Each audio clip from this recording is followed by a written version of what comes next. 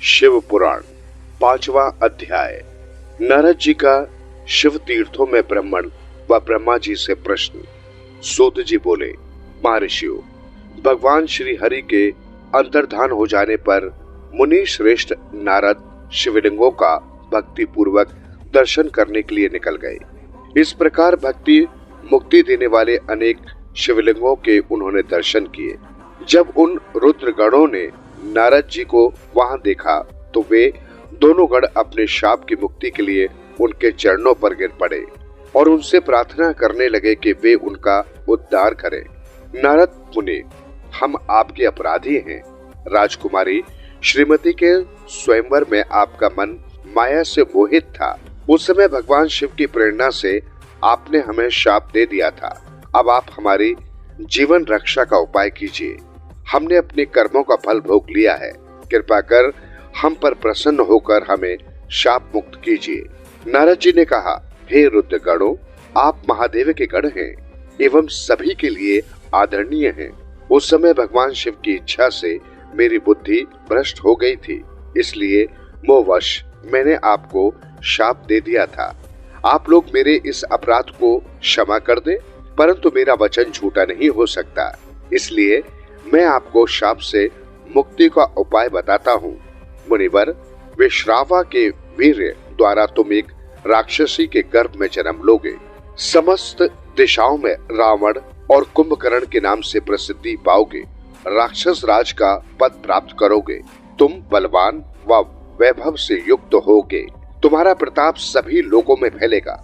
समस्त ब्रह्मांड के राजा होकर भी भगवान शिव के परम भक्तों में होगे। भगवान शिव के ही दूसरे स्वरूप श्री विष्णु के अवतार के हाथों से मृत्यु पाकर तुम्हारा उद्धार होगा तथा फिर अपने पद पर प्रतिष्ठित हो जाओगे।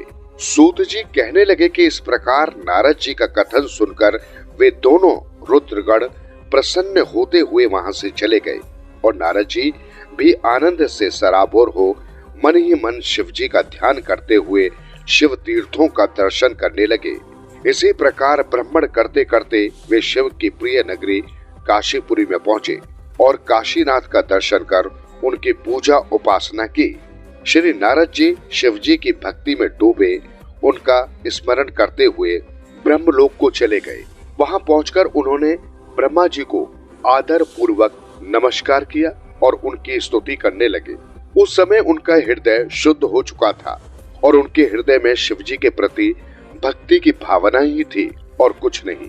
नारद जी बोले, हे पितामह, आप तो पर ब्रह्म परमात्मा के स्वरूप को अच्छी प्रकार से जानते हो। आपकी कृपा से मैंने भगवान विष्णु के महात्म्य का ज्ञान प्राप्त किया है एवं भक्ति मार्ग, ज्ञान मार्ग, तपो मार्ग, दान मार्ग तथा तीर्थ मार्गों के बारे में जाना है, परंतु मैं शिव तत्व के ज्ञान को भी अभी तक नहीं जान पाया हूँ। मैं उनकी पूजा विधि को भी नहीं जानता हूँ, अतः अब मैं उनके बारे में सभी कुछ जानना चाहता हूँ।